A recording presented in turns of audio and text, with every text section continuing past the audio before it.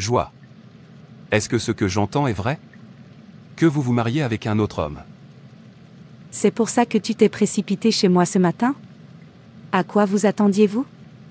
Dois-je plier mon aumône jusqu'à ce que tu sois près dans son rang? Je ne rajeunis plus, je suis une femme, et les femmes sont comme la papaye, une fois trop mûres, ils deviennent bons à rien. Je dois utiliser mon temps. Mais je vous demande d'avoir un peu de patience avec moi, dois-tu m'abandonner ainsi?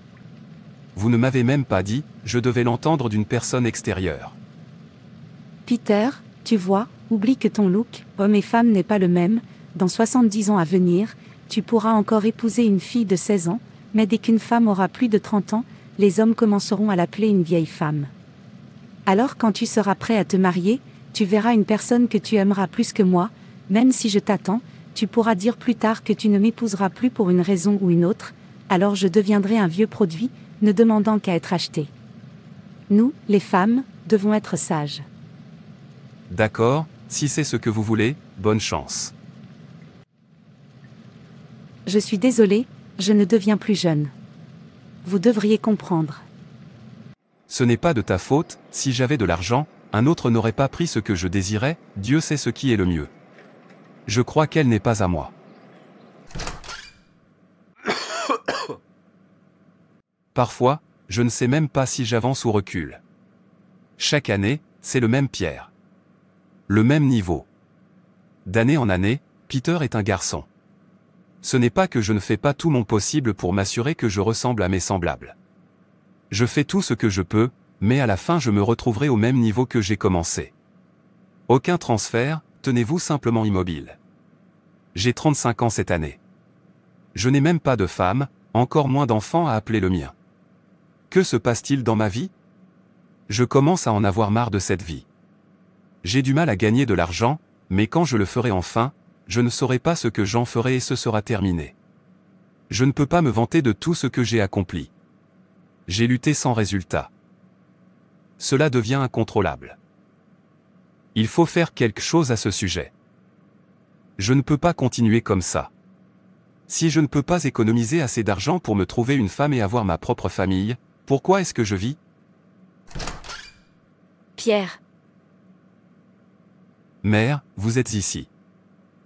À quoi penses-tu? Tu n'as même pas remarqué quand je suis entrée. Mère, je suis fatigué, rien ne marche dans ma vie. Je vous ai dit d'arrêter d'être négatif et de vous plaindre, au lieu de cela, parlez à votre Père Céleste et croyez qu'il va résoudre le problème quand cela ne vous fera pas de mal. Un vrai enfant de Dieu, ne vous plaignez pas, car plus vous vous plaindrez, plus le diable augmentera la douleur. C'est parce que se plaindre, c'est dire au diable que ce qu'il fait vous atteint, et vous savez que le diable aime nous voir pleurer et nous détester. Vous ne devez pas laisser Satan vous manipuler en vous faisant croire que Dieu ne vous bénit pas. Tant que vous êtes en vie, Dieu a un plan pour vous, et plus vos défis sont grands, plus votre bénédiction est grande. Il ne t'atteindra que si tu surmontes les épreuves du diable. Mère, je t'ai entendu. C'est juste que je suis emporté par ce qui se passe dans ma vie. Ne vous laissez pas emporter, comme le dit la Bible dans le psaume 50 verset 15, « Invoquez-moi au jour de la détresse, je vous délivrerai, et vous me glorifierez. » Au lieu de vous haïr et de vous battre, invoquez Dieu et croyez qu'il vous a répondu. Chaque être humain a une chose ou une autre à traverser avant d'arriver à sa destination. Vous ne devriez pas vous plaindre, embrassez toutes les situations dans lesquelles vous vous trouvez. Remerciez Dieu. Louez-le. C'est la seule façon de l'émouvoir, l'inquiétude, les plaintes, la dépression et la frustration n'émeuvent pas et ne peuvent pas émouvoir Dieu. Se plaindre ne fera que vous rapprocher de Satan, et vous ne saurez pas quand vous tomberez amoureux de lui. Si vous voulez que votre problème soit résolu, apprenez à louer Dieu au milieu du problème et soyez heureux. Riez. Chantez des louanges, vous verrez que vous ne saurez pas quand le problème disparaîtra. En fait, le problème se résoudra de lui-même et vous aidera quand même à apprendre beaucoup ou à augmenter votre sagesse. Vous avez raison, mère. Laissez-moi aller voir l'homme pour qui j'ai travaillé hier, il a dit que je devais venir récupérer mon argent aujourd'hui. D'accord, allez bien. Je prie pour que vous compreniez pourquoi nous ne devrions pas nous plaindre. J'espère rencontrer cet homme chez lui aujourd'hui.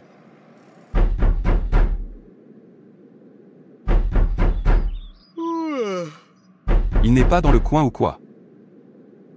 Qui frappe à ma porte comme ça? Qui est cette personne qui veut défoncer ma porte? Qu'est-ce qu'il y a, Peter?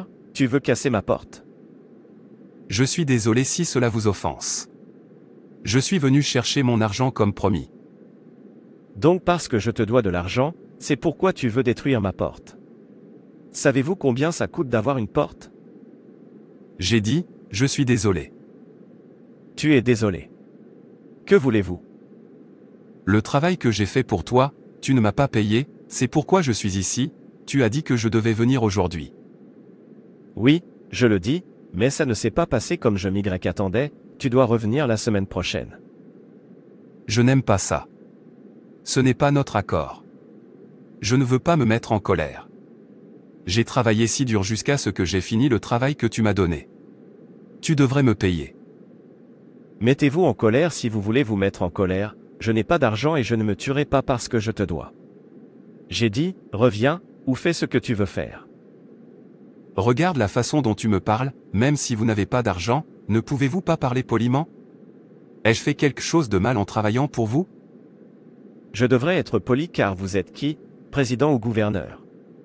Veuillez partir et revenir la semaine prochaine, rester ici est une perte de temps.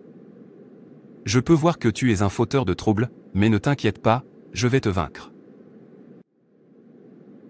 Non, tu aurais dû rester, parce que je te dois, je n'entendrai plus pour toi.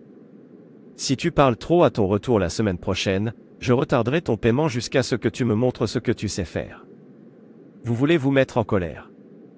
Mettez-vous en colère. Laissez-moi le réparer pour vous. Regardez comment un homme avec qui je travaille de tout mon cœur me parle. Si je souffle sur lui maintenant, ils diront, jeune homme, souffle sur un vieil homme. Ils ne demanderont pas ou ne se soucieront pas de savoir ce qu'il a fait. Je sais que c'est une tentation. Je ne sais pas pourquoi je dois faire face à ce genre de tentation après que ma mère ait dit, je me plains. Pourquoi ne vais-je pas me plaindre? Je travaillerai. Quand il sera temps de me payer, l'histoire entrera. Je suis fatigué de ça. N'est-ce pas Pierre? Où va-t-il avec tant de colère? Oncle, bon après-midi. Pierre, quel est le problème? Vous marchez et parlez seul.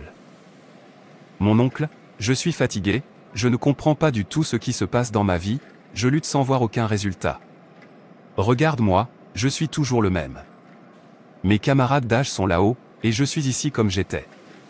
Rien ne va bien avec moi du tout. Le pire, c'est que je ne cesse de tomber entre les mains de fauteurs de troubles, qui refusent de me payer après que j'ai travaillé pour eux. Donc ta mère ne te l'a pas dit? Dis-moi quoi? Je ne sais pas quel était l'objectif de votre mère ou si elle ne voulait pas que vous réussissiez. Une mère devrait souhaiter bonne chance à son enfant, pourquoi ta mère est-elle moins inquiète, sachant d'où vient ton problème? Ma mère sait d'où vient mon problème. Je ne vous comprends pas. Qu'est-ce que tu essaies de dire? Vous êtes la réincarnation de votre grand-père. Vous devriez faire quelques sacrifices pour apaiser les dieux de votre grand-père, qui vous ont permis de revenir dans le monde, afin qu'ils vous permettent de réussir. Il est ennuyé que vous soyez ingrat. Si vous ne lui offrez pas un sacrifice. J'ai peur, rien pour toi. Je l'ai dit à ta mère, et elle m'a évité, mais maintenant regarde ça, ça t'affecte. Vous voulez dire que je dois accomplir un sacrifice au dieu de mon arrière-grand-père avant d'être libéré? C'est ça. Si vous ne le faites pas, ils ne vous permettront pas d'exceller. Mais je suis un enfant de Dieu. Il n'est pas bon que je sacrifie au Dieu de mon grand-père, c'est-à-dire servir 2 maîtres à la fois. Oublie ça, c'est quelque chose que vous devez faire, c'est-à-dire si vous voulez que votre situation change. Sauf que tu aimes la façon dont tu es. Non, à Dieu ne plaise. Utilisez ensuite votre langue pour compter vos dents. Même votre Bible dit, donnez au cesseur ce qui appartient au cesseur et à Dieu ce qui appartient à Dieu. Le christianisme n'a rien à voir avec cela. Une fois que vous avez terminé le sacrifice, vous continuez avec votre Église. Personne ne vous dérangera ou même ne le saura. Beaucoup de gens le font et vous ne le saurez pas, y compris les pasteurs. Quand ils auront fini de le faire en secret, ils viendront vous dire de ne pas le faire. Qu'est-ce qui vous fait penser que les choses vont bien avec eux? Pourquoi ne sont-ils pas comme vous? Vous êtes-vous posé cette question? La réponse est qu'ils sont plus intelligents que vous.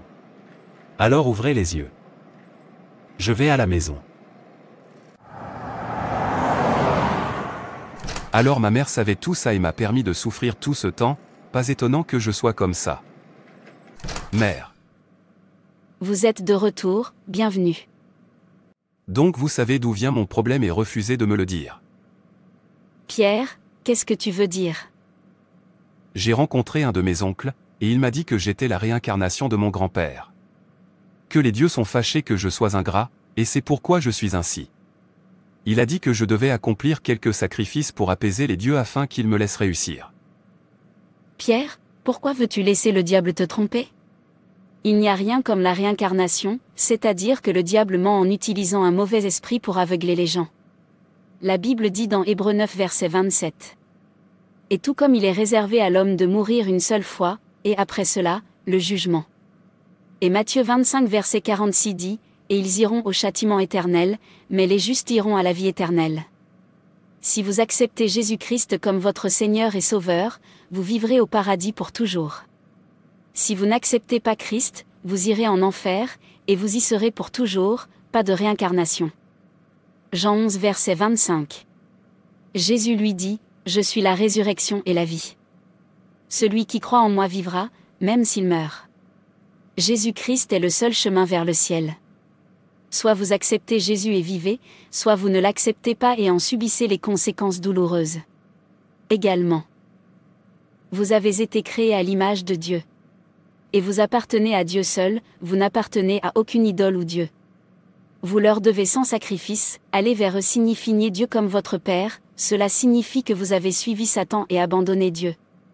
Il n'y a pas d'autre Dieu qui ait pouvoir sur vous que le Dieu qui a créé le ciel et la terre. 1 Timothée 2 verset 5. Car il y a un seul Dieu, et il y a un seul médiateur entre Dieu et les hommes, l'homme Christ Jésus. Vous ne devez à aucun corps, ni à aucun Dieu aucun sacrifice, Jésus a tout payé. Jésus-Christ est venu pour une seule raison, devenir le sacrifice final et complet pour nos péchés.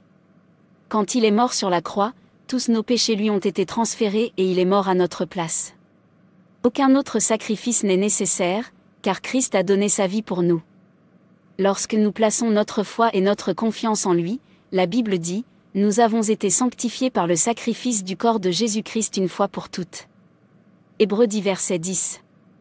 Il est la propitiation pour nos péchés, et pas seulement pour les nôtres mais aussi pour les péchés du monde entier. 1 Jean, verset 2. Faire un autre sacrifice pour le péché est un péché, cela signifie que vous avez négligé le sacrifice de Jésus-Christ. Aller à une idole pour accomplir un sacrifice, pour quelque raison que ce soit, santé, finances ou problème d'enfant, est un péché, et si vous mourrez en le faisant, vous irez en enfer. En fait, c'est servir deux maîtres à la fois, et vous savez que Dieu est un Dieu jaloux, il n'acceptera pas quelqu'un qui le sert et d'autres dieux. Vous devez choisir quoi servir. Soit vous servez Dieu et mettez toute votre confiance en lui, soit vous suivez ce que vous voulez servir, mais dire que vous servez Dieu et le diable n'est pas acceptable. Pas de problème, mère, je connais la vérité. Oublie ce que j'ai dit. J'ai faim, s'il te plaît laisse-moi manger quelque chose. Bon, je vais te chercher quelque chose à manger.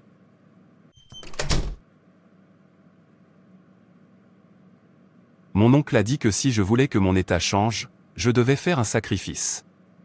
Je pense que je sais quoi faire, j'en ai marre d'être comme ça. Il a raison, je peux le faire et après cela je continuerai à adorer Dieu, personne ne le saura. Ce qu'il a dit est vrai, je sais moi-même que c'est vrai. J'ai beaucoup souffert. Combien de temps vais-je continuer à avoir la foi? Jusqu'à quand? Abeg. J'ai besoin de faire quelque chose. C'est ce que font beaucoup de gens. Pierre, où vas-tu? Mère, j'arrive, laissez-moi voir un ami. D'accord, sois juste prudent. J'ai besoin d'être libre. Oncle. Oncle. Oh Pierre, tu es là. Oui, mon oncle, je suis venu pour que tu m'emmènes à un endroit où je devais accomplir un sacrifice. D'accord, je pensais que tu ne t'aimais pas. En fait, je suis fatigué. Laisse-nous partir. Une fois que vous aurez fait le sacrifice, vous verrez que votre vie ne restera pas la même. Merci beaucoup, mon oncle, laisse-moi au moins être comme mes semblables. C'est ici. L'embout buccal est à l'intérieur, va à sa rencontre pour qu'il te dise quoi faire. D'accord.